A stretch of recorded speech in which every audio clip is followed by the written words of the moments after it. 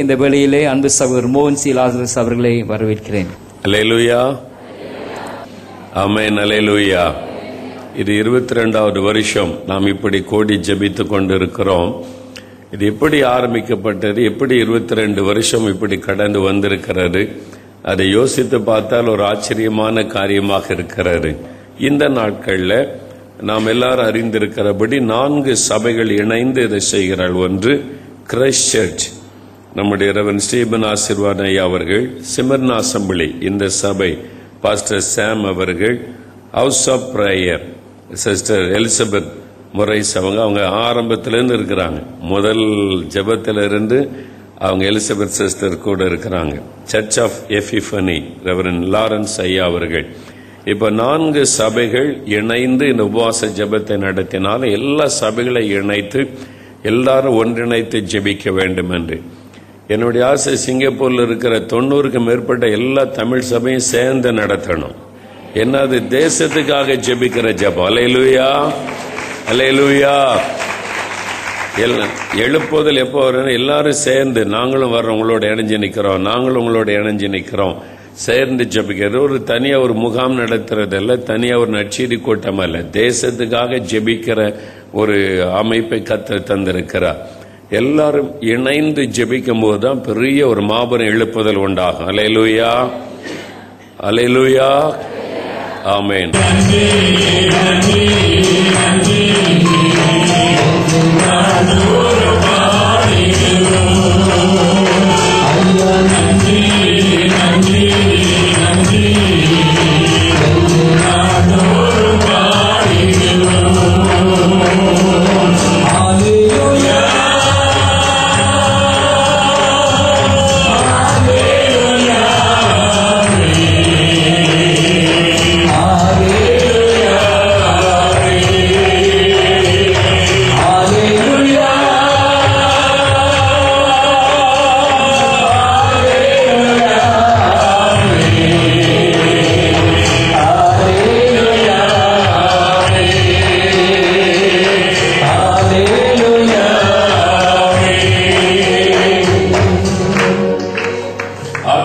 சபைகளிலே உயிர்மீட்சி அனுப்பி இருக்கிறார்.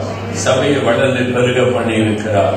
22 வருஷம் பண்ணின ஜெபத்தை கேட்டு ஆண்டவர் சபைகளுக்குள்ளே ஜெப ஆவியை ஊற்றினபடியால் ஆண்டவரை ஸ்தோத்திரப்படுகிறோம். ஆமென். உம்மை ஸ்தோத்திரிக்கிறோம், உம்மை துதிக்கிறோம். ஜெப ஆவியை ஊற்றினதற்காக நாங்கள் உம்மை துதிக்கிறோம். சபைகளை ஆண்டவர் பெருக பண்ணினபடியால் ஆண்டவரை ஸ்தோத்திரம் பண்ணுவோம். சபைகளை பெருக பண்ணினதற்காக நாங்கள் உம்மை துதிக்கிறோம், ஸ்தோத்திரிக்கிறோம். ஆண்டவரே, சீன சபைகளை பெருக பண்ணி இருக்கிறீர், தமிழ் சபைகளை பெருக பண்ணி இருக்கிறீர், அதற்காக நாங்கள் உம்மை துதிக்கிறோம். பெரிய பெரிய சபைகளை உண்டாக்கி இருக்கிறீர், அதற்காக நாங்கள் உம்மை ஸ்தோத்திரிக்கிறோம். அல்லேலூயா என்று நாங்கள் உம்மை ஸ்தோத்திரிக்கிறோம், உம்மை துதிக்கிறோம். அல்லேலூயா, கர்த்தரை ஸ்தோத்திரம். நம்முடைய ஜெபம் ஒரு ஆவியில் பெரிய மாற்றத்தை உண்டாக்கி இருக்கிறது. கிறிஸ்தவனை தானே பெருகி இருக்கிறார்கள். அல்லேலூயா. கர்த்தருடைய ஜெபத்தை கேட்டு கரையை செய்து கொண்டிருக்கிறார். கர்த்தருடைய ஸ்தோத்திரம் உண்டாவதாக, கர்த்தருடைய ஸ்தோத்திரம் உண்டாவதாக. ஆமென். அல்லேலூயா, அல்லேலூயா, அல்லேலூயா, அல்லேலூயா. கர்த்தருடைய ஸ்தோத்திரம். துதிகன மகிமை எல்லாம் உமக்கே செலுத்துகின்றோம். மகிழ்வுடன் ஸ்தோத்திர பலிதனை செலுத்தி ஆராதனை செய்கிறோம். மகிழ்வுடன் ஸ்தோத்திர பலிதனை செலுத்தி ஆராதனை செய்கிறோம். என் இயேசு ராஜா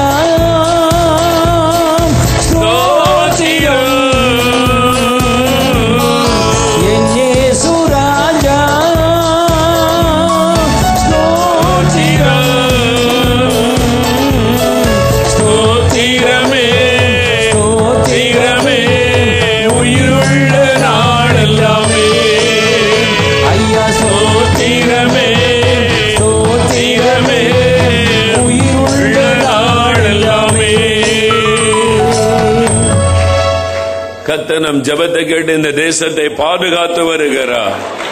கடல் வழியில் ஆபத்து வராமல் பாதுகாத்திருக்கிறார்.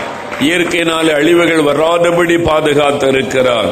அண்டை நாடுகளால் எந்த பாதிப்பும் வராதபடி இதுவரை சமாதானமாய் காத்திருக்கிறார்.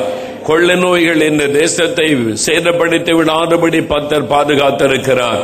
எல்லா கரமயத்தை ஸ்தோத்திரம் பண்ணுங்க. எங்களுடைய ஜெபத்தை கேட்டு இந்த தேசத்தை பாதுகாக்கிறதற்காய் ஸ்தோத்திரம். அழிவுகள் வராதபடி பாதுகாக்கிறதற்காய் ஸ்தோத்திரம். இயற்கையினாலே சேதங்கள் வராதபடி பாதுகாக்கிறதற்காக ஸ்தோத்திரம். தீவிரவாதிகளால் ஆபத்து வராமல் பாதுகாக்கிறதற்காக உமக்கு ஸ்தோத்திரம். கொள்ளை நோயினால் அழிவு வராதபடி பாதுகாக்கிறதற்காய் ஸ்தோத்திரம். ஆண்டவரே, நாங்கள் உம்மை மனதாரமை ஸ்தோத்திரிக்கிறோம். சிங்கப்பூரை நீ நேசிக்கிறபடியினாலும் எங்களுடைய ஜெபத்திற்கு பதில் தருகிறபடியினாலும் அல்லேலூயா என்று நாங்கள் உம்மை துதிக்கிறோம். எங்களுடைய ஜெபத்தை கேட்டு தேசம் பாதுகாக்கப்படுகிறதற்காக, ஆசீர்வதிக்கப்படுகிறதற்காக மனதார நாங்கள் உம்மை ஸ்தோத்திரிக்கிறோம். உம்மை துதிக்கிறோம். உமக்கு நன்றி சொல்லுகிறோம். உம்மை ஸ்தோத்திரிக்கிறோம். எங்களுடைய ஸ்தோத்திர பலிகளை இயேசு கிறிஸ்துவின் நாமத்தில் ஏறெடுக்கிறோம் பிதாவே. ஆமென், ஆமென். உட்காருவோம். அல்லேலூயா.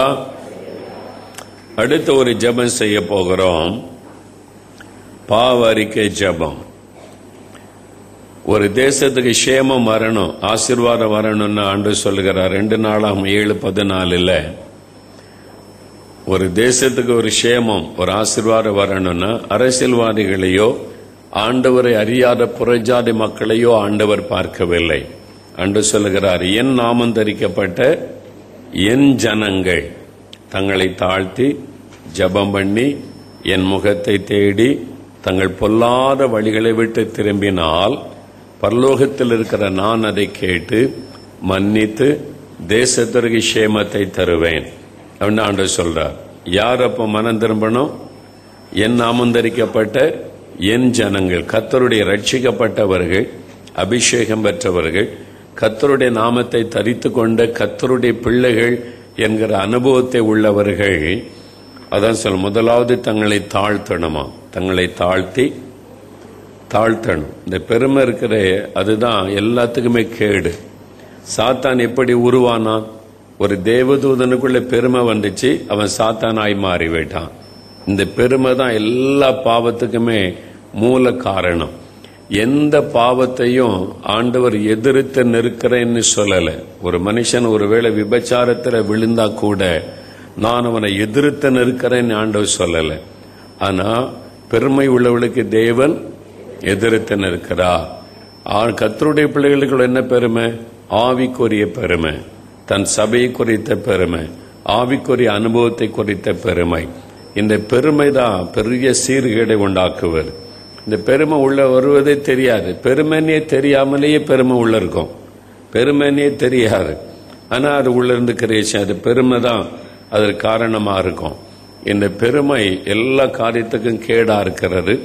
கிறிஸ்துவ சமுதாயத்தில் காணப்படுகிற பெருமைகள் நம்ம பாவ அறிக்கை ஜெபம் செய்யும் போது நம்ம அதை கவனிக்கணும். பெருமை. 2வது தன்னை தாழ்த்தி ஜெபம் பண்ணணும், அண்ட சொல்ல ஜெபிக்கணும். அப்படின்னா நம்ம சுயநலமாக நமக்காக ஜெபிக்கிறோம், நம்ம குடும்பத்துக்காக ஜெபிக்கிறோம், நம்ம சபைக்காக ஜெபிக்கிறோம், அப்புறம் நம்ம ஊழியத்துக்காக ஜெபிக்கிறோம், அவ்வளவுதான். அதுல ஒரு சுயநலம் இருக்கிறது. ஜெபம் பண்ணணும்னா ஆண்டவர் சொல்லுகிறார் எல்லா மக்களுக்காக ஜெபிக்கணும். 1 தீமோத்தேயு 2ஆம் அதிகாரத்தில் எல்லாருக்காக ஜெபிக்கணும். சிங்கப்பூர் தேசம்னு எடுத்துக்கொண்டா சிங்கப்பூர் தேசத்தில் இருக்கிற சீன மக்கள், தமிழ் மக்கள், மலை மக்கள், ஃபாரின் ஒர்க்கர்ஸ் எல்லாருக்காக ஜெபிக்க வேண்டும். அதனால எல்லாருக்காக ஜெபிக்கணும் சொல்லப்பட்டிருக்கிறது. பரிசுத்தவான்களுக்காக ஜெபம் பண்ணுங்க, பாஸ்டர்ஸ்களுக்காக, ஊழியர்களுக்காக நம்ம ஜெபிக்கணும், அதிகாரத்தில் உள்ளவர்களுக்காக ஜெபிக்கணும். அப்போ பிரதமருக்காக, ஜனாதிபதிக்காக, மந்திரிமார்கள், எம்பிக்கள் அவங்களுக்காக நம்ம ஜெபிக்கணும். அது இல்லாதபடிக்கு நம்ம ஜெபிக்க வேண்டிய பல காரியங்கள் வேதத்தில் சொல்லப்பட்டிருக்கிறது. சுவிசேஷத்தின் வாசல் திறக்கப்பட்ட ஜெபம் பண்ணுங்க, இப்படி பல காரியம் இருக்கு. எல்லாத்துக்காக நம்ம ஜெபிக்கணும். ஆனா ஒரு சுயநலமான ஜெபம் இது நம்முடைய ஒரு பெரிய பாவம். அதை விட்டு நம்ம வெளியே வர வேண்டும். ஆண்டவரிடத்தில் அறிக்கையிட்டு ஜெபிக்கணும். அப்போ ஜெபம் பண்ணி ஆண்டவர் சொல்றார் என் முகத்தை தேடி, ஆண்டவர் சொல்றார் என் முகத்தை தேடணுமா. கர்த்தருடைய பிள்ளைகள் ஆண்டவரை தேடுறோன்னா ஆண்டவரிடத்துல அநேக கையைத்தான் தேடுறோம். ஆண்டவர் கையில் என்ன ஆசீர்வாதம் அதை அவர் கொடுக்கிறாரே பிடுங்கிருவாங்க போல் இருக்கு. நம்ம விசுவாசிகள் ஜெபம் பண்ணி பிடுங்குறோம் ஆண்டவரேன்னு. ஆண்டவர்கிட்ட இருந்து பிடுங்கி எடுக்கிறாரு. அவர் வலது கையில் என்ன ஆசீர்வாதம் இருக்கு, இடது கையில் என்ன ஆசீர்வாதம் இருக்குது, அதெல்லாம் தியானிச்சு ஜெபிச்சு கையே பார்க்கிற. ஆண்டவர் சொல்றாரு, என் கையை பார்க்காரு. அது பிச்சைக்காரன் தான் பார்ப்பான் கையை. பிச்சைக்காரன் தானே கையை பார்ப்பாங்க. அது கையில் என்ன இருக்கு, நோட்டு இருக்கா, சில்லறை வருதா, எனக்கு தருவாங்களான்னு. நீங்க பிள்ளைகள், அல்லேலூயா, பிள்ளைகள் என்ன செய்யணும், தகப்பனுடைய தாயனுடைய முகத்தை தான் பார்க்கணும். முகத்தை தான் பார்க்குவாரு. பிச்சைக்காரன் தான் கையை பார்ப்பான். ஆண்டவர் சொல்லாரு, என் முகத்தை தேடுங்க, கையை தேடாதங்க. அது வேணும் இது வேணும்னு அதை மட்டும் இந்த முகத்தை தேடினா மற்றெல்லாம் உங்களுக்கு கூட கொடுக்கப்படும். அல்லேலூயா. ஆண்டவருடைய முகத்தை தேடணும். அவர் ரொம்ப நான் பார்க்கணும், ஆண்டவர் உங்களுடைய முகத்தை பார்க்கணும், உண்மைதான் நான் பார்க்கணும்னு சொல்லி தேடணும். முகத்தை தேடினா நமக்கு என்ன தெரியும், அவர் துக்கம் நிறைந்தவர், ஆத்த மக்களுக்காக பரிதபிக்கிறவர். அவருடைய முகத்தை தேடினா உங்க வாழ்க்கை மாறிடும். நீங்க உங்களுக்காக ஜெபிக்கவே மாட்டீங்க. பிச்சைக்கார மாதிரி எனக்கு அது தாராண்டு இது தாரம் கேட்கவே மாட்டீங்க. அதெல்லாம் மறந்துடும் உங்களுக்கு. அவ்வளோ துக்கம் ஆண்டவுடைய உள்ளத்தில் இருக்கிறார். அவருடைய முகத்தை பார்த்தா தெரியும் அவர் எவ்வளவு துக்கத்தோடு இருக்கிறார். அதுக்காக நீங்க ஜெபிக்க ஆரம்பிச்சிருவீங்க. அதனால தான் ஆண்டவர் சொல்லுகிறார், என் முகத்தை தேடுங்க. என் முகத்தை தேடாதான் இன்னைக்கு நிறைய பேருடைய பிரச்சனையே. கர்த்தருடைய முகத்தை தேடுங்க. முகத்தை தேடி தங்கள் பொல்லாத வழிகளை விட்டு திரும்பினார். யாருக்குள்ள பொல்லாத வழி இருக்குதான்? என் நாமம் தரிக்கப்பட்ட என் ஜனந்தான், என் பிள்ளைகள் தான். உள்ளுக்குள்ள என்ன இருக்குது, பொல்லாத வழிகள் இருக்கு. இவங்கள மாதிரி பொல்லாதவங்க யாருமே கிடையாதுப்பா அப்படின்னு சொல்ற மாதிரி ஆண்டு சொல்றார். பொல்லாத வழிகளை விட்டு திரும்பணுமா. நம்ம திரும்பினா தேசத்துல மாற்றம் வரும். அல்லேலூயா. அப்ப நம்முடைய பாவத்தை நம்ம அறிக்கை செய்து ஜெபிக்கணும். அப்ப நம்முடைய பாவம் முதலாவது, நம்ம நாளைக்கு 2-3 நாளா ஜெபிக்க போகிறோம். பாவத்தை வச்சுக்கிட்டே ஜெபிச்ச ஆண்டவர் ஜெபத்துக்கு பதில் தருவாரா? தரமாட்டார். முதலாவது நான் ஜெபிக்க வந்திருக்கிற நம்முடைய பாவத்தை நாம் அறிக்கை செய்ய வேண்டும். நம்முடைய இருதயத்தை கர்த்தருக்கு முன்னால திறக்கணும். மார்க் 7:23 வாசித்தா, மனுஷனுடைய இருதயத்திற்குள்ளிருந்து பொல்லாத சிந்தனை, விபச்சாரம், வேசித்தனம், அசுத்தம், காமவிகாரம், வன்கண், தூஷணம், மதிகேடு, பெருமைகள், பொறாமைகள் புறப்பட்டு வரும். இவைகள் உள்ளத்திலிருந்து புறப்பட்டு மனுஷனை தீட்டுப்படுத்தும். முதல்ல நம்முடைய பாவத்தை அறிக்கை செய்யணும். நம்ம ரட்சிக்கப்பட்டவங்க தான், அபிஷேகம் பண்ணப்பட்டவங்க தான். ஆண்டவர் சொல்ல, இன்னும் உன்னிடத்துல ஒரு குறை இருக்கிறது. அது என்னன்னு கண்டுபிடிச்சு அறிக்கையிடணும். பெருமையா இருக்கலாம், இச்சைகளா இருக்கலாம், கோபமா இருக்கலாம், வைராக்கியமா இருக்கலாம், உங்களுடைய தனிப்பட்ட வாழ்க்கையில பரிசுத்தம் இல்லாமல் இருக்கலாம், குடும்ப வாழ்க்கையில பரிசுத்தமா இல்லாம இருக்கலாம், மனைவிக்கு துரோகம் பண்ணுவது, புருஷனுக்கு துரோகம் பண்ணுவது, தவறான தொடர்புகள், ஏதோ ஒரு பாவம் இருக்கு. அது தடை. நீங்க ஜெபம் பண்ணி பிரயோஜனம் இல்லை. முதல்ல அதை விட்டு மனம் திரும்பாவிட்டா 3 நாள் சாப்பிடாம உட்கார்ந்துருக்கிறது வேஸ்ட். அதை நீங்க ஒப்பு கொடுத்து உனக்கு மனம் திரும்பாவிட்டா உங்களுடைய ஜெபம் கேட்கப்படாது. சும்மா ஒப்புக்கு சப்பானியா வந்து உட்கார்ந்து பிரயோஜனம் இல்லை. நம்ம ஒப்பு கொடுக்கணும். பரிசுத்தம் முதலாவது. ஜெபம் பண்ணுறவங்களுக்குள்ள பரிசுத்தம். ஏசாயா முதல்ல எல்லாம் சொல்றாரு, ஆண்டவரே அவன் சரியில்லை, ராஜா சரியில்லை, தீர்க்கதரிசி சரியில்லை, அவன் சரியில்லை, இவன் சரியில்லை, எல்லாரும் சரியில்லைன்னு பேசிக்கிட்டே இருந்தார். அப்படி பேசிக்கிட்டே இருந்தவொடனே மற்றவங்க எல்லாம் சரியில்லை சரியில்லைன்னு ஒருத்தன் பேசுறான்னு என்ன அர்த்தம்? அவன் சரியில்லைன்னு அர்த்தம். அதான உண்மை. அது அவனுக்கு தெரியல. பாருங்க, ஏசாயா சொன்ன அவன் சரியில்லை, இவன் சரியில்லை, ராஜா சரியில்லை. முந்தின அதிகாரம் வாசித்து பாருங்க. 6வது அதிகாரம் வரும்போது கர்த்தர் காமிக்கிற தரிசனத்துல கர்த்தரை பார்க்கிறேன். கர்த்தரை பார்த்த உடனே அப்பதான் தெரிஞ்சது, நான் தான் சரியில்லை, என் உதடுகள் சரியில்லை, நான் சரியில்லை. அதனால தான் மற்றவங்க எல்லாம் சரியில்லாம தெரியுது. தான் சரியா இருக்குல்லனால மற்றவங்க எல்லாம் சரியில்லாத மாதிரி தெரியுது. அப்பதான் சொன்ன, ஆண்டவரே நான் அசுத்த உதடுள்ள மனுஷன், அசுத்த உதடுள்ள மனுஷன் நடுவிலே வாசம் பண்ணுகிறேன். கர்த்தர் பலிபீடத்தின் அக்கினியினால் அவனை தொடுகிறார். அப்ப ஏசாயா முதல்ல நீ பரிசுத்தமாகணும். நீ அடுத்தவங்களெல்லாம் குறை சொல்லிட்டு குற்றம் சொல்லிட்டு அவன் சரியில்லை இவன் சரியில்லை சொல்லிட்டு இருக்க. நீ சரியில்லை, நீ சரியானா அதுக்கப்புறம் தான் தேவன் தீர்க்க தரிசனம் வெளிப்படுகிறார். ஆண்டவர் மேசியாவை குறித்த தீர்க்க தரிசனம் எல்லாம் ஏசாயாவுக்கு வெளிப்படுத்தப்படுகிறார். ஜெபிக்க வந்திருக்கிற நம்ம மாறாம தேசத்துல மாற்றம் வருமா? வராது. அப்ப நம்ம ஒப்பு கொடுக்கணும். ஆண்டவருக்கு தெரியும் உங்க வாழ்க்கை எப்படிப்பட்டதுன்னு ஆண்டவருக்கு தெரியும். அல்லேலூயா, அல்லேலூயா. அதனால ஆண்டவருக்கு முன்னால முதல்ல நம்ம பார்த்து நம்ம இன்னும் என்னென்ன பகுதியில் ஒப்பு கொடுக்க வேண்டியது இருக்குது அதை ஒப்பு கொடுத்து அது சரியாகிட்டு தான் நம்ம தெய்வ சமூகத்துல ஜெபிக்கணும். நம்முடைய பாவத்தை அறிக்கையிடணும். விசுவாசிகளுடைய பாவம், ஆவிக்குரிய பெருமை, ரகசிய பாவங்கள், தேவனோடுள்ள தொடர்பு சரியில்லை. அது மாத்திரம் இல்ல, ஜெப குறைவு. ஒரு நாளைக்கு 1 மணி நேரம் கூட ஜெபிக்கிறது இல்லை. யோசித்து பாருங்க, நம்முடைய ஜெப குறைவு ஒரு பயங்கரமான பாவம். அந்த உணர்வு விசுவாசிக்கு வரணும். நாம் ஜெபிக்காட்டா அது தேவனுக்கு விரோதமான பாவம் என்கிற உணர்வு நமக்குள்ளே வர வேண்டும். ஆண்டவர் சொல்றார், இடைவிடாமல் ஜெபம் பண்ணுங்க, அதிகாலையிலுமே ஜெபம் பண்ணுங்க, இதுக்கெல்லாம் ஜெபம் பண்ணுங்கன்னு சொல்றார். ஆனா எத்தனை பேர் ஒழுங்கா ஜெபிச்சுக்கிட்டு வருகிறோம்? நம்ம ஜெபிக்க தவறு இருக்கிறோம். அது ஒரு பாவம். ஜெபமின்மை, ஜெப குறைவு ஒரு பாவம் என்கிற உணர்வு நமக்குள்ள இருக்கணும். அது அறிக்கையிடணும். நம்ம ஜெபிக்க வேண்டிய அளவு ஜெபிச்சிருந்தா இன்னைக்கு தேசமே மாறி இருக்கும். நம்ம ஜெபிக்க வேண்டிய அளவு ஜெபிக்கல, ஜெபிக்க வேண்டிய விதமா ஜெபிக்கல. அதனால அந்த பாவத்தை அறிக்கை செய்யணும். ஜெப குறைவை நம்ம அறிக்கையிடணும். ஜெபமின்மை அது ஒரு பயங்கரமான பாவம் என்கிற உணர்வு நமக்குள்ள வேணும். ஒரு நாளைக்கு எவ்வளவு நேரம் நம்ம ஜெபிக்கிறோம் தேசத்துக்காக யோசித்து பாருங்க. அது அறிக்கையிடணும். இது விசுவாசிகளுடைய பாவம். அது மாத்திரம் இல்ல, ஆத்ம ஆதாயம் செய்யாதது ஒரு பாவம். ஒரு சபைக்கு, ஒரு விசுவாசிக்கு ஆண்டவர் கொடுத்த பிரதான கட்டளை என்ன? எல்லா ஜனங்களுக்கும் சுவிசேஷ அறிவியுங்கள். அது எல்லாருக்கும் கொடுக்கப்பட்ட கட்டளை. அது குறிப்பிட்ட ஒரு ஆளுக்கு மாத்திரம் இல்ல, ரட்சிக்கப்பட்டாலே சுவிசேஷத்தை மற்றவங்களுக்கு அறிவிக்கணும். அது கட்டளை. நம்ம அதை நிறைவேற்றி இருக்கிறோமா? இந்த வருஷத்துல எத்தனை பேருக்கு இயேசு பற்றி சொல்லி இருப்பீங்க? இந்த செப்டம்பர் மாசம் வரைக்கும் இந்த வருஷத்துல எத்தனை பேருக்கு இயேசு பற்றி சொல்லி இருக்கிறீங்க? அல்லது எத்தனை பேருக்கு அட்லீஸ்ட் ஒரு கைப்பிரதி கொடுத்தீங்க? யோசித்து பாருங்க. அது ஒரு பெரிய பாவம். அந்த உணர்வு நமக்குள்ள வரணும். ஐயோ, ஆண்டவர் இவ்வளவு பெரிய பொறுப்பை என்கிட்ட கொடுத்துட்டு போனார், நான் அதை செய்யலையே, என்ன கட்டளை கொடுத்தார் செய்யல. இந்த உணர்வு நமக்குள்ள வரணும். ஆண்டவரிடத்தில் அறிக்கை இடணும். நான் செய்யல ஆண்டவர், இந்த பாவத்தை எனக்கு மன்னியும். ஜெபம் பண்ணாதது பாவம், சுவிசேஷத்தை அறிவிக்காதது பாவம், பாவம் ரகசிய பாவம், சாட்சி இல்லை, வீட்டுக்குள்ளே சாட்சி இல்லை. அப்புறம் எப்படி நம்ம ஜெபத்தை ஆண்டவர் கேட்பார்? சாட்சி. அல்லேலூயா சொல்லுங்க. அல்லேலூயா.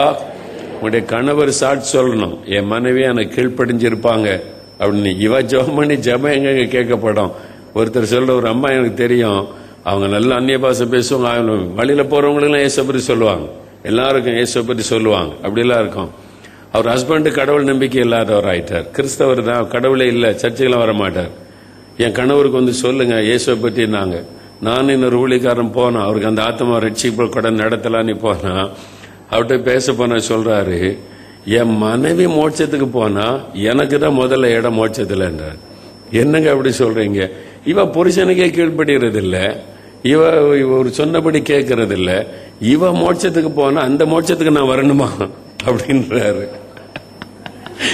இந்த மாதிரிதான் வெளியில கூட்ட ஆட்களுக்கெல்லாம் இயேசு பற்றி சொல்றது. வீட்டுக்குள்ள சாட்சி இல்ல, புருஷனுக்கு கீழ்ப்படுதல் இல்ல, மனைவியை நேசிக்கிறது இல்ல, மனைவியை கவனிக்கிறது இல்ல, ஆனா சாட்சி இல்ல. ஆண்டவர் துக்கப்படுகிறார். எப்படி ஜெபம் கேட்கப்படும்? நம்ம கவனமா ஒப்பு கொடுக்கணும், நம்முடைய லைஃப் பேசணும். அல்லேலூயா சொல்லுங்க. ஆண்டவரே என்னை மன்னியும், என்னை பரிசுத்தப்படுத்தும், என்னை சுத்திகரியும், நானே ஜெபத்துக்கு தடையா இருக்க கூடாது, என்னை பரிசுத்தப்படுத்தும். தெய்வ சமூகத்துல ஜெபிக்கணும். அப்போ நம்ம ஒப்பு கொடுக்கணும். நம்ம பரிசுத்த குறைவு, சாட்சி குறைவு, அதில் ஜெப குறைவு, சுவிசேஷத்தை அறிவிக்காத பாவம், இது ஆண்டவரிடத்தில் அறிக்கையிட்டு ஜெபிக்கணும். சபையினுடைய பாவம். சபையினுடைய பாவம் என்ன? சபைகள் இன்னைக்கு உள்ள சபைகள் இருக்கிறது. சபையினுடைய பாவம் என்ன? நிறைய சபைகள் சாட்சி இல்லை, சபைகளே சாட்சி இழந்து நிற்கிறது. ரொம்ப துக்கம். நம்ம வேதனைப்பட வேண்டிய ஒரு சபை இயேசுடைய மனவாட்டி, அது ஒரு சாட்சியை இழந்து போனா அது தேவனுக்கு அவமானம், ஆண்டவருக்கு ஒரு அவமானத்தை கொண்டு வருவார். அதனால ஆண்டவரிடத்தில் அது அறிக்கையிடணும். நம்ம எல்லாருடைய பாவத்தை எல்லாம் நம்ம குற்றம் சொல்லுவதல்ல, அறிக்கையிடுவது ஆண்டவரிடத்தில். பாருங்க, நெகேமியா 1 அதிகாரம் வாசித்தா, நெகேமியா தன் தேசத்துக்காக ஜெபம் பண்ணும்போது தன்னுடைய பாவத்தையும் தன் ஜனத்தின் பாவத்தை அறிக்கை செய்து ஜெபித்தார். நெகேமியா கர்த்தருக்கு பிரியமா தான் இருந்தார். ஆனால் அங்க இருக்கிற கர்த்தருடைய பிள்ளைகள் என்று அழைக்கப்பட்ட யூதர்கள் அப்படி இல்லை. ஆனால் அவங்களுடைய பாவத்தை சேர்த்து அறிக்கையிடுகிறார். ஆண்டவரே, நான் அதற்காக உத்தரவாதம் பண்ணி பாவத்தை அறிக்கையிடுகிறேன். இன்னைக்கு சபையின் பாவத்தை யார் அறிக்கை செய்வது? நம்ம விசுவாசிகள் அதை நம்மேல எடுத்துக்கொண்டு கிறிஸ்தவர்களாகிய நாங்கள் உமக்கு அவமானத்தை கொண்டு வந்து விட்டோம் ஆண்டவரே அப்படின்னு ஆண்டவர் அறிக்கையிடணும். அல்லேலூயா சொல்லுங்க. ஒரு சபை பணத்தை திருடிட்டு ஒரு பாஸ்டர் இப்படி பண்ணிட்டாரு, ஒரு பாஸ்டர் இப்படி ஒரு பெண்ணோட ஓடிட்டாருன்னா, ஒரு சின்ன தேசம் சிங்கப்பூர் தேசம், அப்ப டக்குனே உடனே புறஜாதி மக்களுக்கு யார் மேல என்ன வரும்? கிறிஸ்தவங்களே இப்படிதான் அப்படின்னு இயேசுக்கு ஒரு அவமானம். அதை நம்ம அறிக்கையிடணும். ஆண்டவரே எங்களை மன்னியும், நாங்க உம்முடைய நாமத்திற்கு இழுக்கை கொண்டு வந்து விட்டோம், சபையிலாக நாங்கள் இழுக்கை கொண்டு வந்துட்டு எங்களை மன்னியும், சபையை பரிசுத்தப்படுத்த எங்களை சுத்திகரியும். ஒரு சபையை குற்றப்படுத்தி அல்ல, அந்த பாவத்தை நம்மீது போட்டுக்கொண்டு ஜெபம் செய்வர். நாங்க பாவம் செய்துட்டு ஆண்டவரே என் ஆண்டவரிடத்தில் அறிக்கையிட்டு தேவ சமூகத்தில் ஜெபம் செய்வர். சர்ச்சுக்குள்ள போட்டி, பதவி சண்டை, அரசியல், நான் செக்ரட்டரி நீ ட்ரெஷரர், எனக்கு பதவி கிடைக்குமா, இந்த சண்டை சர்ச்சுக்குள்ள இருக்குதா இல்லையா? இருக்குதா இல்லையா? அப்ப ஆண்டவரை பார்த்து ரொம்ப சந்தோஷப்படுவாரா? என் பிள்ளைகள்லாம் ரொம்ப ஜனநாயக முறையில் நடக்கிறாங்க, நல்ல போட்டியெல்லாம் ஆண்டவர் சந்தோஷப்படுவார்னு நினைக்கிறீங்களா? அவரை துக்கப்படுத்திட்டு இவன் செக்ரட்டரி மண்ணாங்கட்டி உள்ள உட்காந்து இயேசு துக்கப்படுத்திட்டு எப்படிங்க சபையை நடத்த முடியும்? அந்த உணர்வே நிறைய பேருக்கு இல்லை. நாமாவது ஆண்டவர்கிட்ட சொல்லணும், மன்னியும் ஆண்டவரே, உம்முடைய நாமம் தூஷிக்கப்படுற மாதிரி நாங்க நடக்கிறோம், எங்களை மன்னியும், சபையை பரிசுத்தப்படுத்தோன்னு ஜெபிக்கணும். அப்ப சபைக்குள்ள பரிசுத்தம் சபையினுடைய பிரதான நோக்கத்தை மறந்து விட்டார். ஆதி திருச்சபை ஜெபிச்சுக்கிட்டே இருந்தாங்க.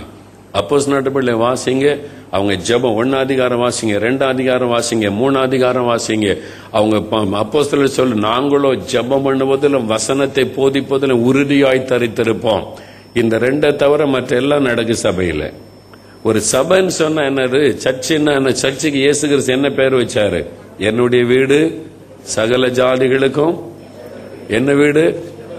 என்ன வீடு அப்படின்னா என்ன அர்த்தம்? ஜெபம் பண்ற இடம். சர்ச்சுன்னா என்ன இடம்? ஜெபத்தை தவிர மற்ற எல்லாம் நடக்குது. அறிவிப்பு கொடுக்கிற அளவு கூட ஜெபம் பண்றது இல்லை. ஒரு சர்ச்சுக்கு போனா ஒரு அறிவிப்பு கொடுக்கறாங்க பாருங்க, நாளைக்கு இது நடக்கும், அது நடக்கும், பிறந்த நாள், கல்யாண நாள். இந்த அறிவிப்பு கொடுக்கிற டைம் அளவு கூட தேசத்துக்காக சர்ச்சில் ஜெபம் கிடையாது. நம்ம அதெல்லாம் தப்பு. நம்ம உணரணும், ஆண்டவரிடத்தில் அறிக்கையிடணும், சபைகள் மாறணும். அல்லேலூயா சொல்லுங்க. டாக்டர் பால் எங்க சர்ச்சுக்கு போயிருந்தோம். 2 மணி நேரம் தான் சர்வீஸ் நடத்த முடியும். ஏன்னா 10 லட்சம் பேர் இருக்காங்க. 2 மணி நேரத்தில் 50,000 பேர் சர்வீஸ் முடிச்சு வெளியே போனா இன்னும் 50,000 வெளியே நிற்பாங்க. 2 hours தான் ஒரு சர்வீஸ், அவ்வளவுதான் முடியும். அந்த 2 மணி நேரம் சர்வீஸ்ல 20 நிமிஷம் வொர்ஷிப் பண்ணுவாங்க. அடுத்த 20 நிமிஷம் ஹோல் சர்ச்சை ஜெபம் பண்ணும். தேசத்துக்கு ஆட்சேபிப்பாங்க, ஆத்மாக்களுக்கு ஆட்சேபிப்பாங்க. அதனால அவங்களுடைய சரித்திரத்தை பார்த்தீங்கன்னா ஒரு மாசத்திற்கு 12,000 புது ஆத்மாக்கள் ரட்சிக்கப்பட்டிருக்கிறார்கள். தென்கொரியாவில் டாக்டர் பால் எங்க சர்ச்சில் ஒரு மாசத்திற்கு 12,000 பேர் புதுசா ரட்சிக்கப்பட்டு ஞானஸ்தானம் எடுத்து சபையில சேர்ந்திருக்கிறாங்க. நான் கண்ணால பார்த்தது, முதல் வருஷம் போயிருக்கும் போது 5-6 லட்சம் விசுவாசி இருந்தாங்க. 2வது வருஷம் போயிருக்கும் போது 7.5 லட்சம். ஒரு வருஷத்துல 1 லட்சம் பேர் புதுசா ரட்சிக்கப்பட்டு ஞானஸ்தானம் எடுத்திருந்தாங்க. அது நான் கண்ணால பார்த்தது சபை வளர்ச்சி. நான் கேள்விப்பட்டதில்லை, நேரில் 4-5 வருஷம் நாங்க போனோம் கொரியாவுக்கு, நேர்ல பார்த்த ஒரு காரியம். காரணம் என்னன்னு சொன்னா ஆராதனையிலே ஜெபம். அல்லேலூயா சொல்லுங்க. ஒரு ஆராதனை நினைக்கிறோம், நல்ல பாட்டு பாடி கைத்தட்டி வொர்ஷிப் பண்ணா நம்ம சந்தோஷப்பட்டுறோம். அது ஒரு பகுதி தான். ஆண்டவரை துதிப்பது, ஆண்டவரை துதித்து ஸ்தோத்திரம் பண்ணது ஆராதனை ஒரு பகுதி. இன்னொரு பகுதி வசனம் அறிவிப்பது, பிரசங்கம். 3வது ஒன்று இருக்கு ஜெபம். சர்ச்சில் ஆராதனையிலே ஜெபம் பண்ணணும். ஒரு 15 நிமிஷம் 20 நிமிஷமாவது ஜெபிக்கணும். ஜெப வீடு. அல்லேலூயா சொல்லுங்க. அது இல்லாம எப்பவுமே சிங்கப்பூர்ல இருக்க சபைகள் எல்லாம் எப்பவுமே திறந்து வைக்கப்படணும். அல்லேலூயா சொல்லுங்க. இந்து கோயில் பாருங்க, இந்து கோயில் பாருங்க, வாரத்தில் ஒரு நாளா திறக்கிறாங்க. பார்த்திருக்கீங்களா? வாரத்தில் ஒரு நாளா திறக்கிறாங்க. எல்லா நாளும் திறக்கிறாங்களா இல்லையா? எல்லா நாளும் திறக்கிறாங்க. எல்லா நேரம் விடிய காலம் 4 மணிக்கு முதல் பூஜை ஆரம்பிச்சிடறாங்க. 4 மணிக்கு நம்ம ஊர்ல கிறிஸ்தவன் நல்ல கொரட்டோடு தூங்கிட்டு இருக்கிறோம். எப்படி எழுப்புதல் வரும்? 4 மணிக்கு புத்திஸ்ட் சிங்கப்பூர்ல பிரேயர் வாக் போறாங்க, தெரியுமா உங்களுக்கு? சிங்கப்பூர்ல 4 மணிக்கு பிரேயர் வாக் போறாங்க, புத்திஸ்ட் போறாங்க. இந்த தேசத்தை சிங்கப்பூர்ல உள்ள ஒரு இங்கிலீஷ் நியூஸ் பேப்பர்ல படத்தோட செய்தி போட்டிருந்தாங்க. யாருன்னு பார்த்தா புத்திஸ்ட் 4 மணிக்கு சிங்கப்பூர் ஆசீர்வதித்து ஜெபம் பண்றாங்கன்னு சொல்லி அவங்க பிரேயர் வாக் போறாங்க 4 மணிக்கு. எந்த சபையில 4 மணிக்கு போறோம் யோசித்து பாருங்க. நம்ம பாவம் செய்கிறோம், அந்த தப்பை உணரணும். ஆண்டவரே, நாங்கள் பாவம் செய்கிறோம், சபை தன் காரியத்தை செய்ய தவறிவிட்டது, நாங்கள் சபையாக பாவம் செய்து கொண்டிருக்கிறோம், எங்களை மன்னியும் ஆண்டவரே, எங்களை மாற்றும் ஆண்டவரே. நம்ம அறிக்கையிட்டாதான் மாற்றம் வரும். அல்லேலூயா. அவங்க 4 மணிக்கு பிரேயர் வாக்க போறாங்க, 4 மணிக்கு அல்லது 5 மணிக்கு எந்த சர்ச்சிலாவது காலையில ஜெபம் இருக்குதா? அவன் 5 மணிக்கு நட திறக்கிறானே, 5 மணிக்கு நட திறந்து முதல் பூஜை ஆரம்பிக்கிறானா இல்லையா? சொல்லுங்க. நம்ம பேசுவோம், நம்ம வெளியே பப்ளிக் மீட்டிங் போட்டு குறை சொல்லல, என்ன நடக்கு நம்ம பேசுவோம். உண்மையா இல்லையா? ஆண்டவர் எதை பார்த்து சந்தோஷப்படுவாரு? பிசாசு விடிய காலம் 4 மணிக்கே எல்லாம் நடக்குது, அவனுக்கு ஆராதனை என்ன, அவனுக்கு தீபம் என்ன, விடிய காலமே ஜனங்கள் போய் தொழுது கொள்றாங்க. கிறிஸ்தவங்களை தேடி பார்க்கிறார், சர்ச்செல்லாம் மூடி கிடக்கு, கிறிஸ்தவங்க எல்லாம் தூங்கிட்டு இருக்கிறாங்க. எப்படி தேசம் மாறும்? நம்ம தப்பு பண்ணி கொண்டு இருக்கிறோம், சபை தவறு செய்து கொண்டு இருக்கிறாரு. சபை தன் பாவத்தை அறிக்கை செய்ய வேண்டும். தென்கொரியாவில் விடியற்கால 4 மணிக்கு விசுவாசிகள் எழும்பிடுவாங்களாம். 4 மணிக்கு எழும்பி 5 மணிக்கு ஒவ்வொரு சபையிலையும் விடியற்கால ஆராதனை இருக்கும். 5 மணிக்கு ஆராதனை டெய்லி, ஒவ்வொரு நாளும். கொரிய சபை, நாங்கள் ஷார்ட் ஸ்ட்ரீட் மெத்தடிஸ்ட் சர்ச்சில் தங்கி இருக்கும் போது நான் என் மனைவி ரூமில் தங்கி இருந்தோம். திடீர்னு விடிய காலம் 5 மணிக்கெல்லாம் பாட்டு சத்தம் கேட்கும். என்னடா அது, ஒரு பெரிய கூட்டமே பாடுற சத்தம் கேட்குது அப்படின்னு விசாரிச்சு பார்த்தா பக்கத்து அறையில கொரியன் சர்ச்சுக்கு இடம் கொடுத்துருக்குறாங்க. கொரியன் சர்ச்சுக்காக அவங்க இன்னும் ஞாயிற்றுக்கிழமை தானே ஆராதிக்கணும்னு பார்த்தா டெய்லி காலையில் 5 மணிக்கு 4-5 பேர்ல குடும்பமா கணவன் மனைவி குழந்தை குட்டியோட வந்துருவாங்க. விடிய காலம் அவங்க பாட்டு பாடி ஆராதிக்கிறாங்க. எத்தனை சபைகள் அதை செய்கிறோம். நம்ம மாறினாதான் தேசம் மாறும். அல்லேலூயா சொல்லுங்க.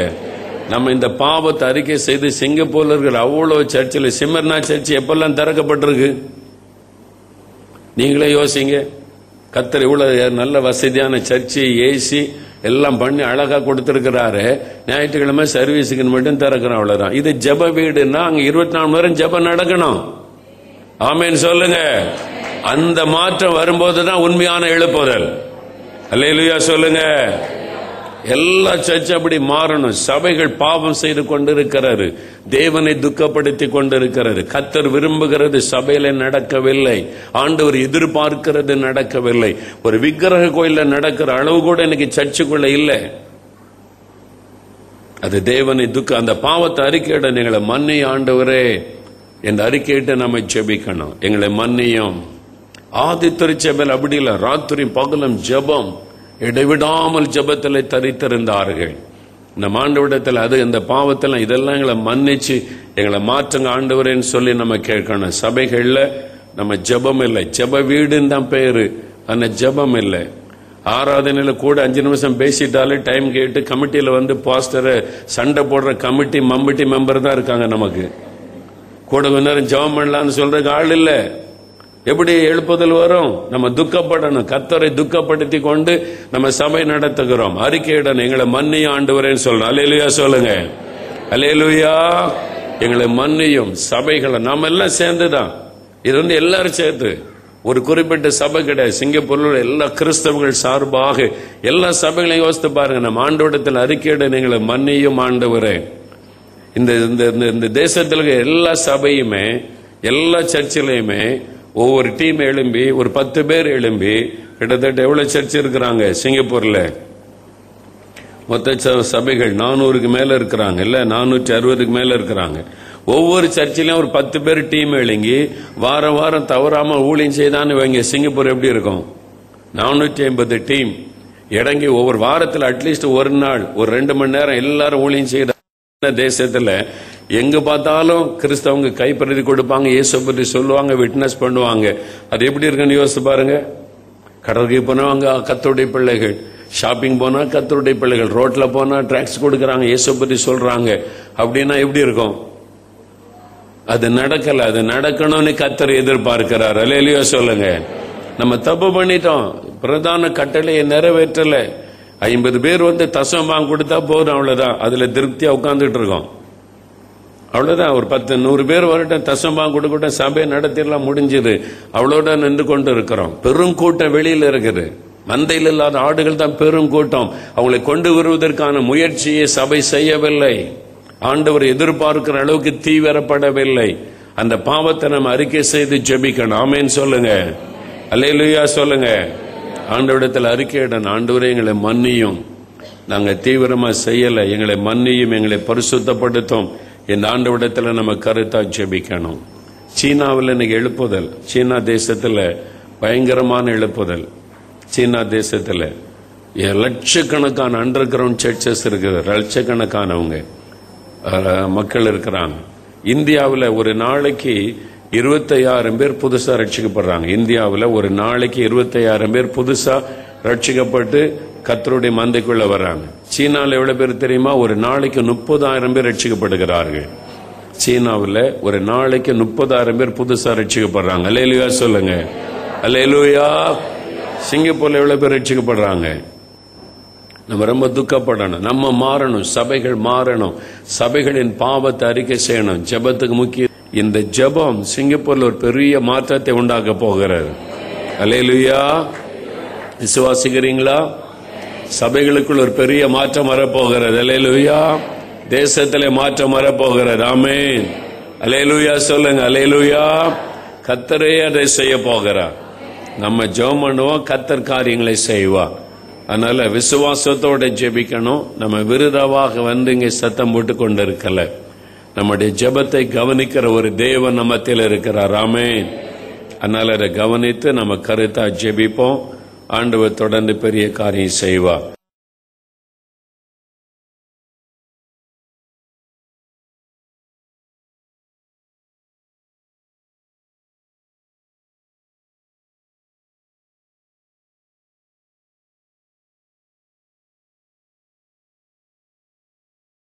அன்பின் வார்த்தை நான் சொல்லிக் கொள்கிறேன். மையாகவே இந்த ஆண்டிலும்